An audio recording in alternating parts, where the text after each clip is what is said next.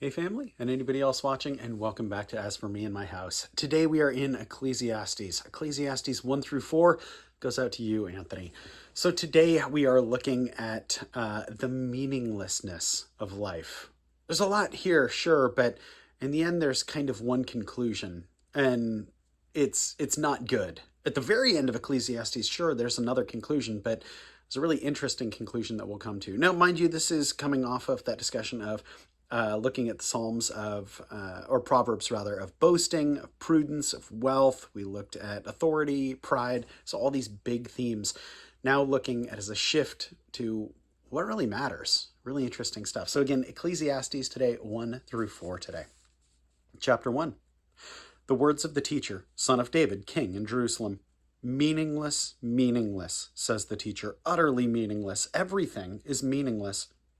What does man gain from all his labor at which he toils under the sun? Generations come and generations go, but the earth remains forever. The sun rises and the sun sets and hurries back to where it rises. The wind blows to the south and turns to the north. Round and round it goes, ever returning on its course. All streams flow into the sea, yet the sea is never full. To the place where the streams come from, there they return again. All things are wearisome, more than one can say. The eye never has enough of seeing, nor the ear its fill of hearing. What has been will be again. What has been done will be done again. There's nothing new under the sun. Is there anything of which one can say, look, this is something new? It was here already, long ago. It was here before our time. There is no remembrance of men of old, and even those who are yet to come will not be remembered by those who follow. I, the teacher, was king over Israel in Jerusalem. I devoted myself to study and to explore by wisdom all that is done under heaven. What a heavy burden God has laid on men. I've seen all the things that are done under the sun. All of them are meaningless, a chasing after the wind. What is twisted cannot be straightened, and what is lacking cannot be counted. I thought to myself, look, I've grown and increased in wisdom more than anyone who has ruled over Jerusalem before me. I've experienced much of wisdom and knowledge. Then I applied myself to the understanding of wisdom, and also of madness and folly. But I learned that this too is a chasing after the wind. For with much wisdom comes much sorrow. The more knowledge, the more grief. Chapter 2. I thought in my heart, come now, I will test you with pleasure to find out what is good. But that also proved to be meaningless. Laughter, I said, is foolish. And what does pleasure accomplish? I tried cheering myself with wine and embracing folly. My mind was still guiding me with wisdom. I wanted to see what was worthwhile for men to do under heaven during the few days of their lives. I undertook great projects. I built houses for myself and planted vineyards. I made gardens and parks and planted all kinds of fruit trees in them. I made reservoirs of water to water groves of flourishing trees.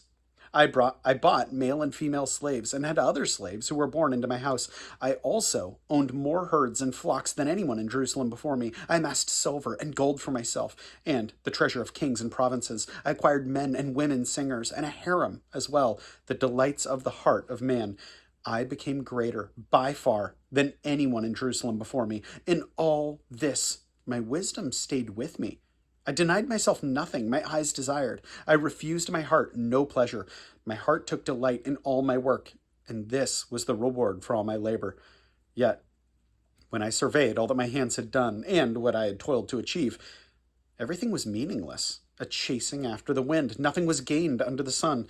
Then I turned my thoughts to consider wisdom, and also madness and folly. What more can the king's successor do than what has already been done? I saw that wisdom is better than folly, just as light is better than darkness. The wise man has eyes in his head, while the fool walks in the darkness. But I came to realize that the same fate overtakes them both. Then I thought in my heart, the fate of the fool will overtake me also. What then do I gain by being wise? I said in my heart, this too is meaningless. For the wise man, like the fool, will not be long remembered. In days to come, both will be forgotten. Like the fool, the wise man too must die. So I hated life, because the work that is done under the sun was grievous to me. All of it's meaningless, a chasing after the wind. I hated all the things I had toiled for under the sun, because I leave them to the one who comes after me, and who knows whether he will be a wise man or a fool. Yet he will have control over all the work into which I have poured my effort and skill under the sun. This too is meaningless. So my heart began to despair over all my toilsome labor under the sun. For a man may do his work with wisdom, knowledge, and skill, and then he must leave all he owns to someone who has not worked for it. This too is meaningless and a great misfortune. What does a man get for all his toil and anxious striving with which he labors under the sun? All his days his work is pain and grief. Even at night his mind does not rest. This too is meaningless. A man can do nothing better than to eat and drink and find satisfaction in his work. This too, I see, is from the hand of God. For without him, who can eat and find enjoyment? To the man who pleases him, God gives wisdom, knowledge, and happiness. But to the sinner he gives the task of gathering and storing up wealth to hand it over to the one who pleases God. This too is meaningless, a chasing after the wind. Chapter 3. There is a time for everything, and a season for every activity under heaven. A time to be born, a time to die, a time to plant, and a time to uproot, a time to kill, and a time to heal, a time to tear down, and a time to build, a time to weep, and a time to laugh, a time to mourn, and a time to dance, a time to scatter stones, and a time to gather them, a time to embrace, and a time to refrain, a time to search, and a time to give up, a time to keep, and a time to throw away, a time to tear, and a time to mend, a time to be silent, and a time to speak, a time to love and a time to hate, a time for war and a time for peace. What does the worker gain from his toil? I have seen the burden God has laid on men. He has made everything beautiful in its time. He has also set eternity in the hearts of men, yet they cannot fathom what God has done from beginning to end. I know that there is nothing better for men to be happy and to do good while they live, that everyone may eat and drink and find satisfaction in all his toil. This is the gift of God. I know that everything God does will endure forever. Nothing can be added to it and nothing taken from it. God does it so that men will revere him. Whatever is has already been, and what will be has been before, and God will call the past to account. And I saw something else under the sun.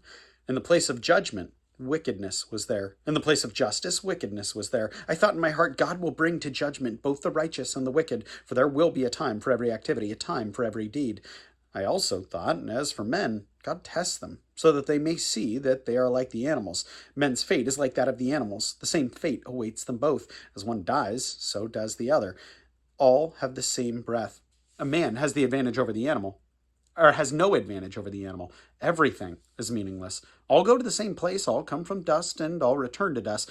Dust, who knows if the spirit of man rises upward, and if the spirit of the animal goes down into the earth.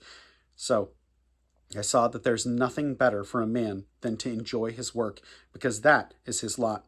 For who can bring him to see what will happen after him? Chapter 4. Again, I looked and saw all the oppression that was taking place under the sun. I saw the tears of the oppressed, and they have no comforter. Power was on the side of their oppressors, and they have no comforter.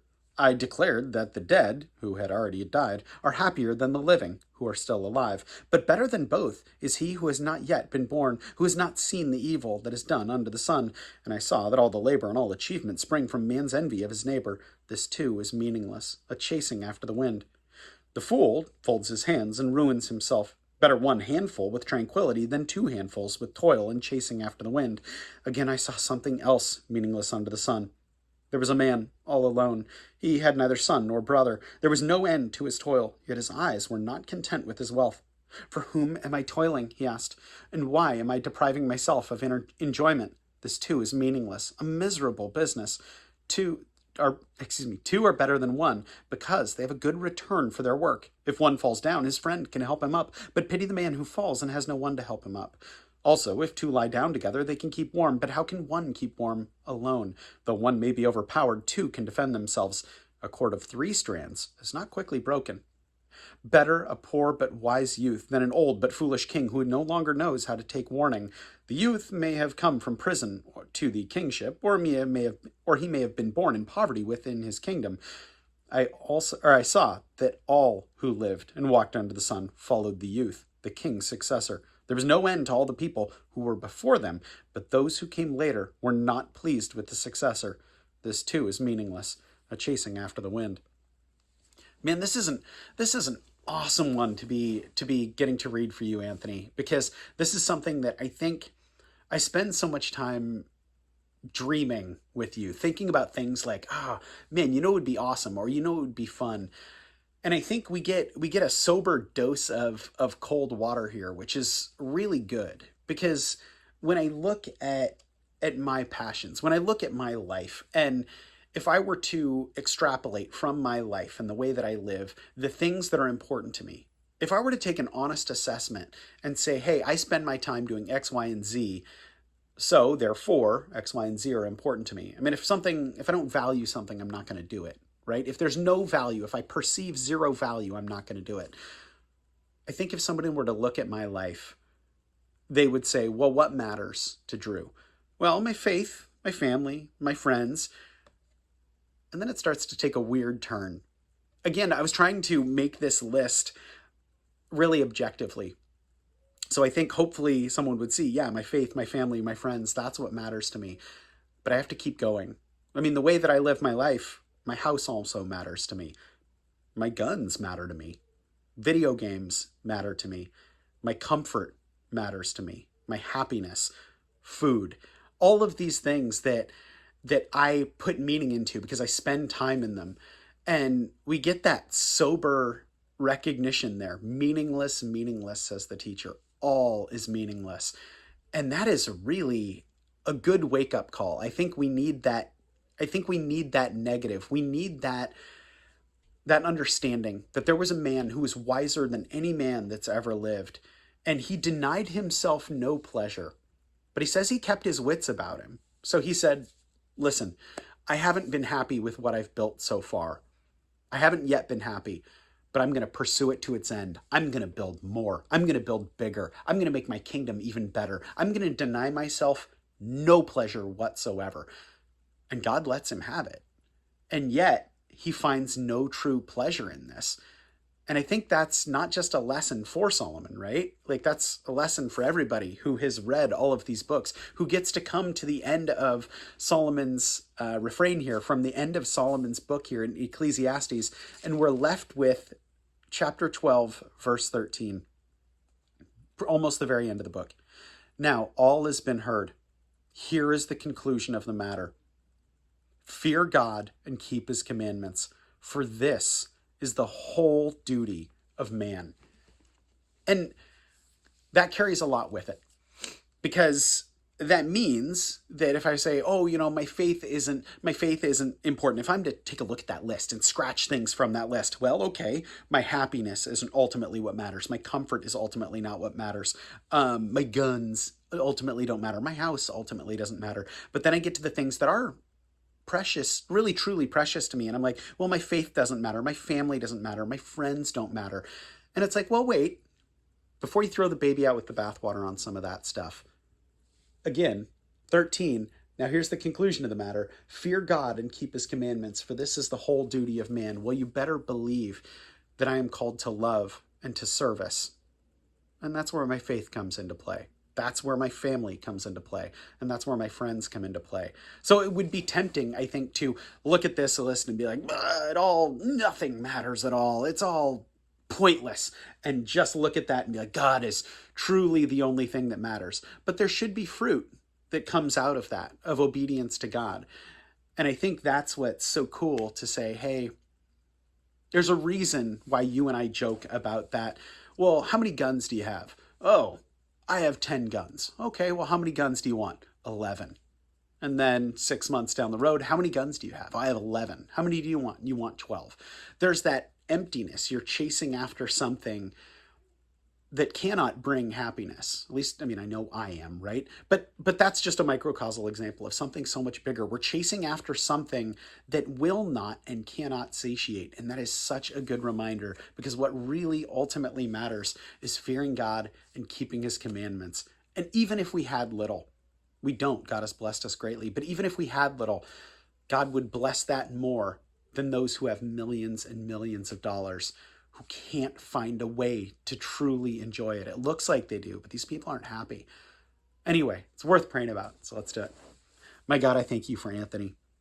I thank you for the great friend he is, the great joy that I have with him, Lord, that you have brought someone so dear in my life. My God, I thank you for this man. I thank you for the conversations that we have, for the depth, Lord. I thank you for his heart for you. My God, help him, help all of us to realize that true happiness can only be found in you.